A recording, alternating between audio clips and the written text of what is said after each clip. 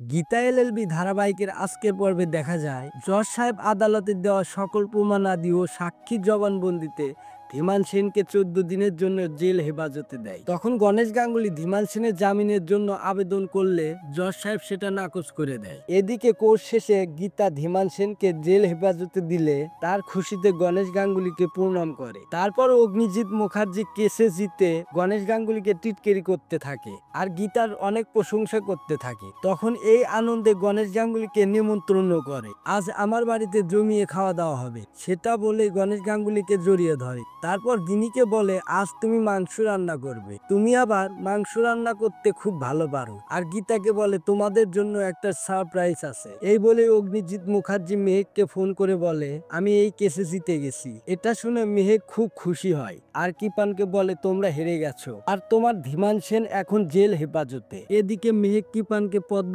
Sandal আনতে মার্কেটে পাঠায় আর মেহেক পদ্মকে অফিস করার জন্য রেডি করায়। তারপর কিপান স্যান্ডেল নিয়ে আসলে মেহেক কিপানকে বলে, তুমি পদ্মর পায়ে স্যান্ডেল জোড়া পরিয়ে দাও। তখন কিপান নিরুপায় হয়ে পদ্মর পায়ে স্যান্ডেল জোড়া পরিয়ে দেয়। এদিকে অগ্নিজিৎ মুখার্জি গিনিকে বাড়িতে ফিরে যেতে বললে গিনি বলে, আমি আর ওই বাড়িতে যাব না, যে বাড়িতে আমার কোনো ভালোবাসা নেই সেই বাড়িতে আমি আর যাব না। তারপর গীতা মেহেককে ফোন করে বলে, গিনিকে আর স্বস্তিকের ভালোবাসা প্ল্যানটা কত দূর। তখন মেহেক বলে, গিনি বৌদি ও স্বস্তিক দাদার ভালোবাসা বিভোর করে দেব, আমি এমন একটা কাজ করে দেব কখনো ওরা একে অপরকে ছেড়ে থাকতে পারবে না। তাহলে বন্ধুরা, কি হতে চলেছে আগামী পর্বে দেখতে হলে চ্যানেলটি সাবস্ক্রাইব করে সাথেই থাকো।